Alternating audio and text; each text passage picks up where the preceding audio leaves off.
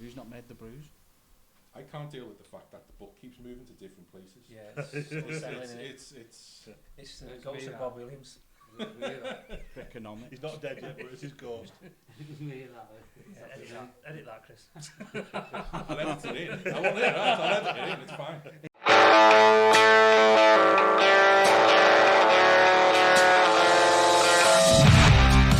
This is Silly Point, an Inside Etown podcast.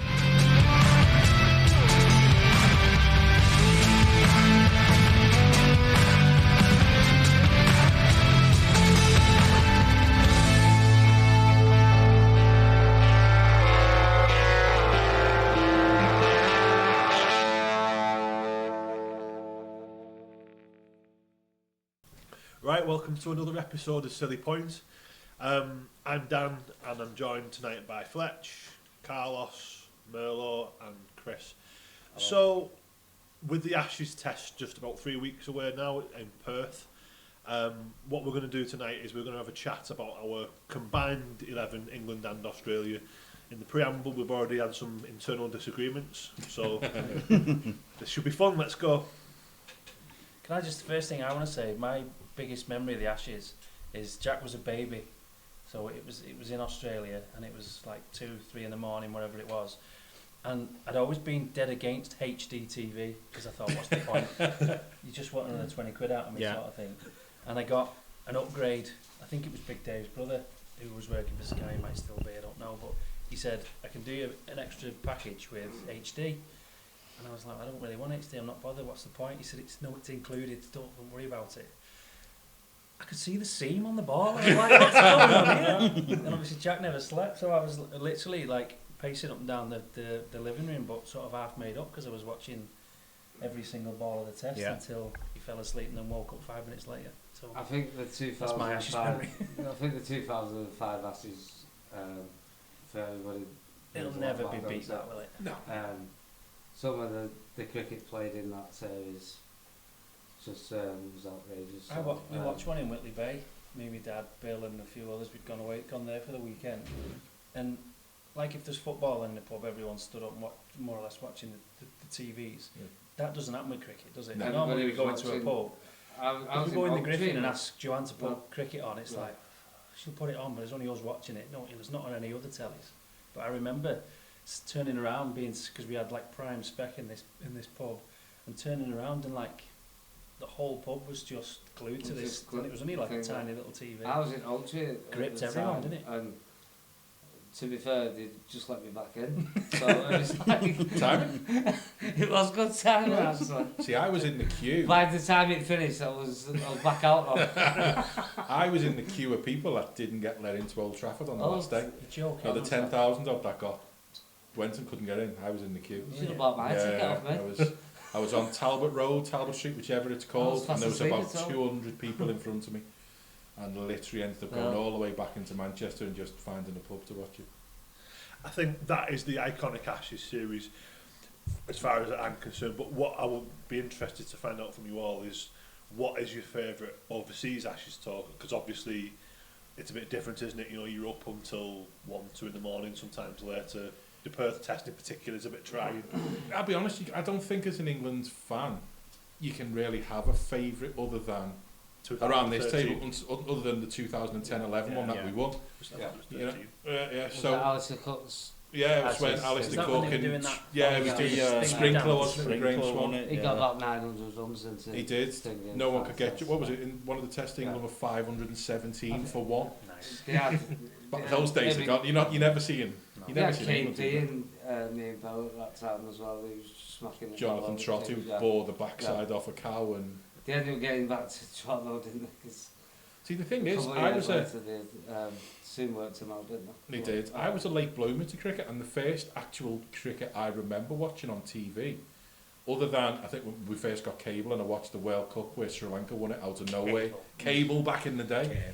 Giant Surya and Ariton. Yeah, just smashing it. But the first one I watched proper on TV it would have been the 97 Ashes, and I think Mark Butcher, the only test we won, Butcher got 150 odds ahead, Yeah, didn't he? yeah. And that was a hell of an innings. That was It Headingley, where they still had the bloody brick building with the boundary rope stuck to the wall. Don't forget though, he was 4-0 down before he did that. Oh yeah, that's normal, isn't it? But from an overseas point of view, it's hard. I think the one thing that sticks out to me was, I don't know if you folks remember, is Steve Ward getting his 100 off the last ball of the day off Richard Dawson, and it was literally, he was injured. He pulled his thigh. He'd got one of his toes was broken. Did you mention this in your Meet the Players? No. I'm sure somebody has. Someone did say Steve Ward as one of their favourite players. I don't know who it was. It wasn't me. No, it wasn't me. There was definitely someone. It might have been Tofty actually as well, but maybe it was. I remember someone did it. But yeah, he came out injured and he was on 97 with the last ball of the day, and the commentators were like, "Are you going to go for it? What's he going to do?" And he literally just smashed Richard Dawson for a 4 in the cover drive. So it's moments like that, but those were in the days where you knew England were lucky to even get one win when they went over to, I think as we said, 2010, 2011. The whole build up to that, England were the best team by far, weren't they? Because they were the best team in the world. They got the mace, they beat South Africa, they've done all of this.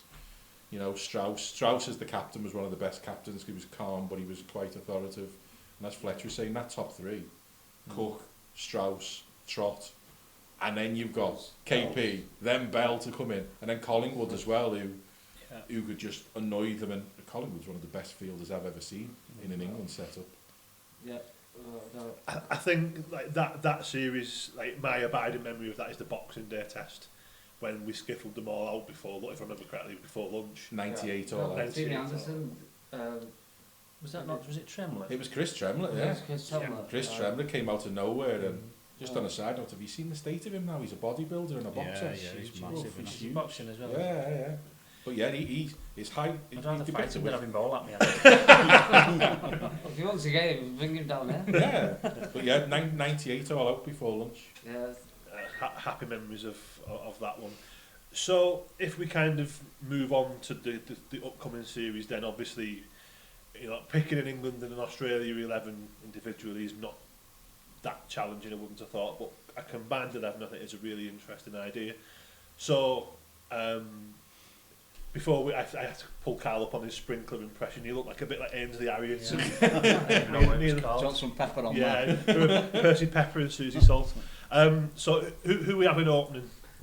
Right, basically we've got obviously we've got Crawley and Duckett as the English, and Australia have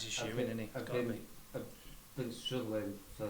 I mean, Australia's struggling for the top 4, 5 for me, but we've got Qantas, Khawaja opening for them. So as in, I would say, I think Duckett's a shoe-in. Yes, Duckett's easily Duckett's a shoe-in. Now, to be fair, if I had my choice, looking at them two openers, I think Crawley's a shoe-in as well. Now, don't get me wrong, Crawley doesn't do it all the time, but he's a match winner who could just change the game. He just gets out the same way, doesn't he? The problem is, like you say with Crawley, but when you look at their two openers, Khawaja gets out the same, caught behind, caught first slip every week. Qantas, exactly the same. Them two are not no better than our two openers. I don't think our openers are great, but their two openers I think we are can all even less agree. than us. I think we'd all agree, just to kind of narrow it down, we can all agree Sam Constas isn't getting near our combined 11. No. He's getting out so cheaply at the minute in Australia. He's getting some stick in grade cricket, and there's no one else going for him. So for me, it's a straight choice between Khawaja and Crawley. I'd go Khawaja. In Australian conditions, I just think he's more solid than Crawley. If he was in India, I would go for Khawaja, but because he's the way he plays spin and that, but he doesn't do that well in Australia.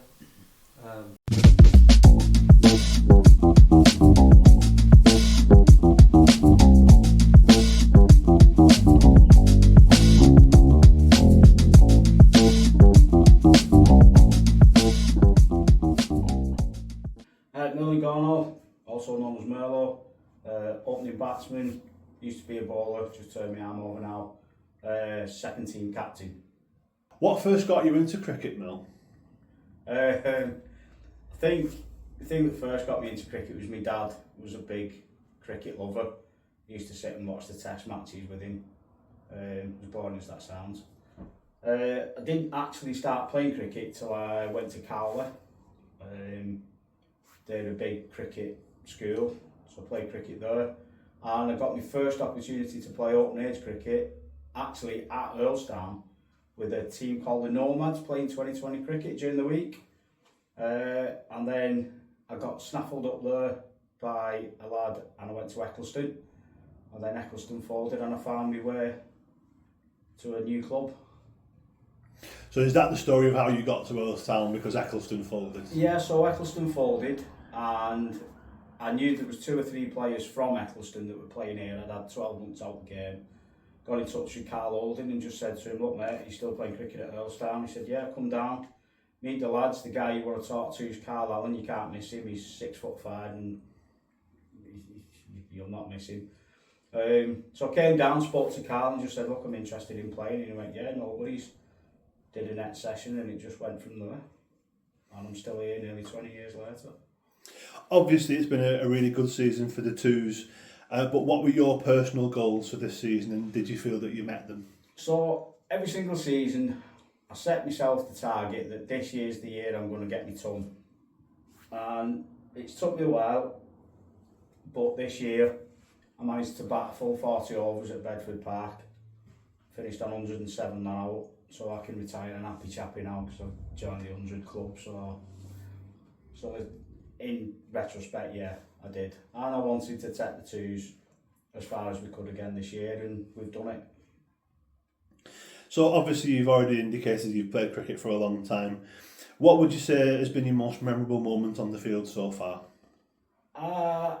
Again, it speaks for itself really. I've won the cup here with Earlstown before, with the Wands, and I think I was vice captain that day. That was a special day, but to actually get to lift the trophy itself as captain, I think nothing beats that. And when you've got a big match, do you have any kind of mental or physical preparations that you make? Any kind of like rituals, superstitions? I have to sit in the same space in the changing rooms all the time. You can't see it on camera, but there's a nice big captain sign on the other side of the changing rooms, and I've never sat under it. This is my spot, this is where I sit, and if anybody puts the bag there, it gets lashed across the room because that's my spot. Cool. And finally, if you could have any cricketer, past or present, play for Etown for one match, who would it be? That's a tough one.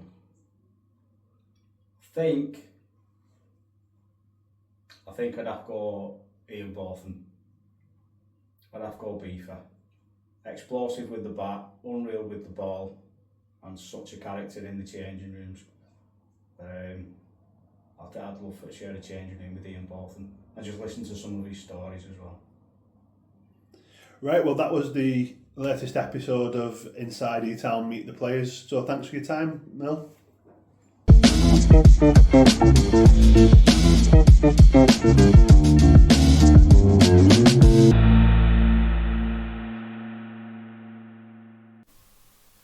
It's weighing it up against, you know what you're going to get with Crawley, but it's not going to be think- every time. If it's his best, if you could guarantee who's going to play out of his skin, then it's got to be Crawley, hasn't it? But Yeah. that's the problem. That's where Duckett has had sort of the season, the year of his life, hasn't he? Because more or less, it's come off every time he's had bat in his hand, isn't it? So Well, Duckett's very destructive, isn't he? He can take the test away from you in the first morning.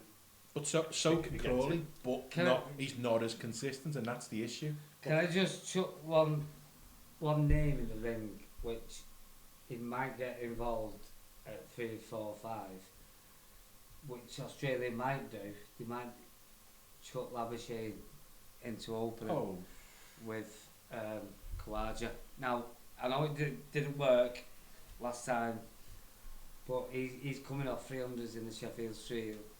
Yep. So they might chuck Labuschagne in an opening to leave Smith. Australia are doing themselves a disservice if Labuschagne's not in the team. Well, that's what With I'm saying. everything else That's what I'm they've saying. So if he's not batting, I I can't don't see want to them go to opening 3 with and them 4. now. I know they've tried it and it didn't work, but would you slip Labuschagne in? Like you said, they need Labuschagne in. If he's in the form of his life at the moment, He needs to be in the Um, Australian team, but it doesn't necessarily mean he's in a combined team. No. That's pretty. yeah, that's pretty fair enough. I think. So do you reckon Crawley and Duckett? I think. I don't think they've got any better openers than us. I think Khawaja's game is more suited to opening the batting in sort of normal Test cricket, I think not the in- way that England have played it. The I last. think in India, Sri Lanka, Pakistan, Khawaja's is no one better, but not in Australia, England, South Africa. No, I think well, it's going to be a vote off then. I think Duckett's in. So if you want to Yeah, I love don't think Duckett on your pad, Duckett Duckett's a definite. Duckett can take Yeah, the first Duckett. ball, put him number 1, Fletch. 6. 4. So- Yeah. 4 or 6, yeah. That's the number one, that. No, that's always going to do with the Not first that ball. many. Reverse That's how much sweep I know for about four. scoring, Fletch. So well, okay. So your vote's Crawley then. Who else is- Looking at Who the else is thinking options, Crawley? I don't think Khawaja should be in there, so What do you think, my Dan? thanks, Crawley. It's tricky this because Khawaja's record against England is deceptively quite good. It is. Mm-hmm. So based on that, I'd probably go with Khawaja. I think that. But I understand the arguments of Crawley. I just think that he is always one test away from a confidence crisis. Crawley. Yeah. he's There's one. no- Well, Mel, I think. There's one. who do you reckon for opener? I'd go with Khawaja. I think, Khawaja? Yeah. Khawaja. like I said, Right, Crawley's one innings away from being dropped in his role. That's what it Khawaja's always number feels. 2. It always feels like that with Crawley, that he's always Yeah. one innings away from But the thing is- his position being under question. Which, Yeah, but which he's is also great. he's one Yes. test match away from getting 200, 250, 300. That's the problem. And if you're looking for a combined 11, what do you want to go for? Someone who's gonna at some point hit some fireworks, or someone who you know is going to be, even if he's not getting 100, 200 every time, Yeah, but you know he's going to guarantee a 30, 40 and see off the new ball. Plus, the last thing you need in an Ashes test is giving Australia early wickets.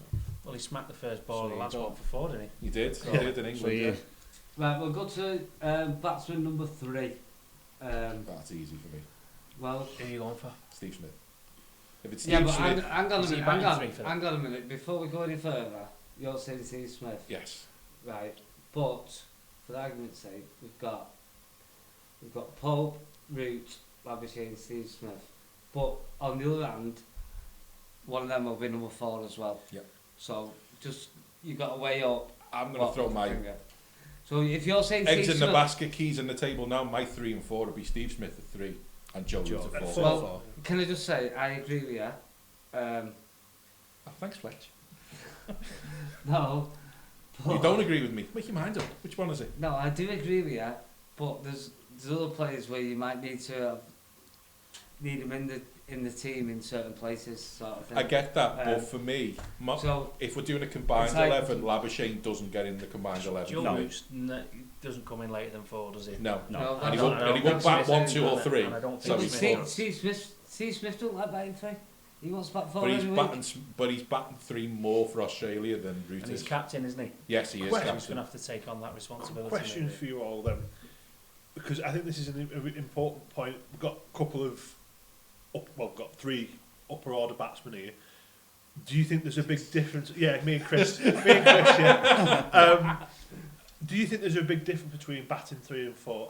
A test match level, obviously, it's Depends on amplified openers. to the I think to the nth degree. for me, I think there's less difference between batting 3 as 1 and 2 because the openers can get out early. Than 4. I think 4 is a different position. Three's an opener. Yeah. You also protect. You sort of protect en route in lots of ways from the new ball and the opening spells and stuff. You would think you want to send a lot of people would think you want to send your best batsman out first, but you don't. If you've got an opening pair, you want to keep your best batsman Yeah. to 4 probably. I think it's all about mixing and matching with like, especially with our cricket. It's like someone who can smack the ball, someone who can defend and hold an end up, and then mix and match it. Now, obviously, with this, what we're on about with the Ashes, if you lose an early wicket, it's easy to, like, you can do different things. So say, for argument's sake, put Root in or put Harry Brook in, so, do you know, if you're 200 for one, well, who's your I've three? put Harry Who Brook are you in. thinking of three? If you then? forget about 200 for one and all Who's that, your who's your three?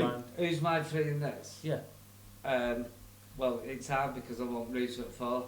No, I'm not asking you you're having it 4. I'm asking you you're having it 3. Answer the question. Well, I agree with him. You need Steve Smith and Joe Root in the team. So you're having Steve Smith at 3. Well, you're going to have to run, because you can't not have him in. This is up to you. This is your combined 11 vote towards our combined Ashes If team. you want Root at 3, want you can Smith. have Root at 3. But You're I don't having think 3. Root at 3 is the right idea for me. No. But it's down to opinions.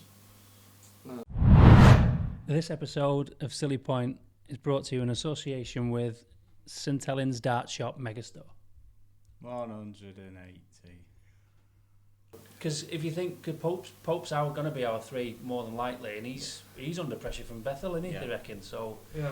He's not necessarily nailed on after a poor And series Bethel's last time. left-handed as well, isn't he? Which Yeah. is adds a bit of variety.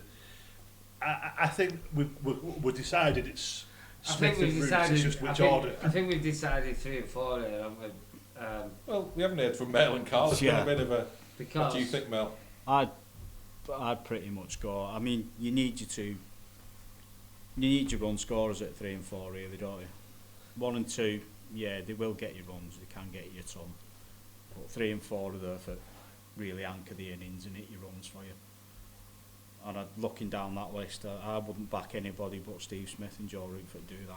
Carlos? I'd have to agree, yeah. Smith at 3, get him out early. Get him up there, get him out. Yeah. Yeah. On the flip Joe side of Root that, though, 4. on the flip side of that, if you look at overall technique and stuff, if the openers do lose an early wicket, who would you rather have come in, Steve Smith or Joe Root? For me, just because of how unorthodox Steve Smith is, his batting stance, he bats outside off stump, then he'll bat outside leg stump, his bat's never straight. He knocks bowlers off the line. He does. So for me, an early wicket from an opener, getting the opener out, brings Steve Smith in at 3. So if we can just rein it back in now for the next batsman. Quick question, is there anyone for 5 who is in the conversation for 3 or 4? Like Chris has just said that he wouldn't have Labuschagne, for example. Right. No. For argument's sake, I just wrote 2 teams down here. For 5, we've got Labuschagne, Mitch Marsh, Harry Brook, Travis Head, Jacob Bethel. See, Travis Head. See, for me, Travis Head's He not in the comes conversation. I'd put Travis Head at 6, coming in just before the wicket keeper. Yeah, It's We a need- different argument, 5 and 6. Yeah. Right, we need a number 5 batsman here Mine would be in the Brook. combined. I think mine would be. I think perfect place for Brook. He can't bat any eye because he's never going to play full defensive, is he? So I think that's the thing with Brook. It's all or nothing, isn't it? Yeah, and that's what kind of winds me up about it. It's brilliant cricketer to watch, so entertaining, so exciting. Would you But boy, rather does he do Harry some dumb Brook things. than Travis Head?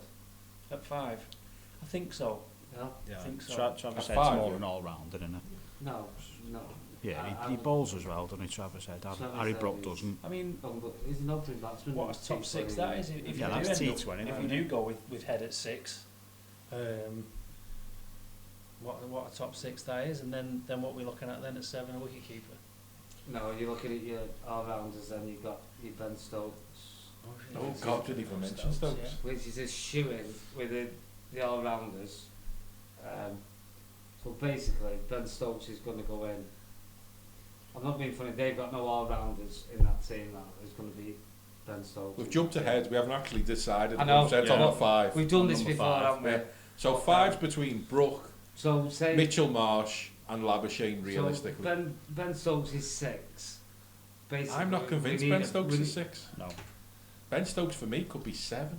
Yeah. Well, Then you could have Travis Head at 6. I But think let's go back to 5. It's He a needs a certainty that he'd be in wicket-keeper. the team. 8 what? you need a wicket keeper. You know wicket at 8. You just want to play with the 2 bowlers or something? I'm sure after 8 becomes 9, 10 and 11. So four, there's 3. 4 bowlers, Plus Stokes makes you another one. 4 bowlers and a wicket keeper. Anyway, Travis 5. Head bowls. 5. It's between Brook, Labuschagne and Mitchell Marsh, I would think. I'd probably Travis say Head, Hansbrook. for me, I like him, but 5's too high for Travis Head. Just my opinion, anyway. I think Yeah. I can't stand Labuschagne. It's got to be Brook. I'm not a big fan of His eyes are too close together. It looks like Alan from Peking House. Well, if you have Oh, put him in!